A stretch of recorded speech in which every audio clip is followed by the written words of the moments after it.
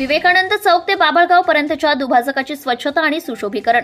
राज्याचे माजी वैद्यकीय शिक्षण सांस्कृतिक कार्यमंत्री व लातूर जिल्ह्याचे माजी पालकमंत्री आमदार अमित विलासराव देशमुख यांच्याकडे लातूर शहरातील पोसम्मा गली येथील श्री राजूभाऊ शिवाजी गवळी यांनी एक निवेदन देऊन विवेकानंद चौक ते बाबळगाव पर्यंतच्या दुभाजकाची अत्यंत दयनीय स्थिती असल्याचं निदर्शनास आणून दिले। या दुभाजकावर काटेरी झुडपे उगवले आहेत आणि सर्वत्र कचरा पसरलाय।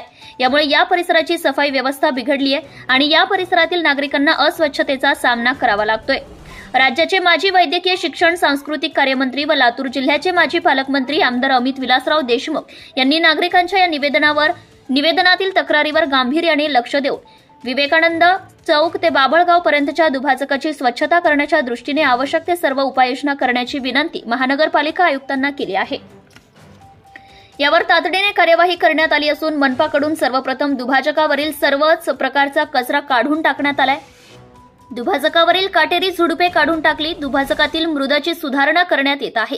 दुभाजकावर विविध प्रकारची फुले लावून तो सुंदर दिसण्याची व्यवस्था करण्यात येते। तसेच यानंतर या परिसराची नियमित स्वच्छता करण्याची व्यवस्था देखील करण्यात येणार आहे। या कामामुळे लातूर शहराच्या सौंदर्यात निश्चितच भर पडणार आहे। Subscribe now and press the bell icon. Never miss an update.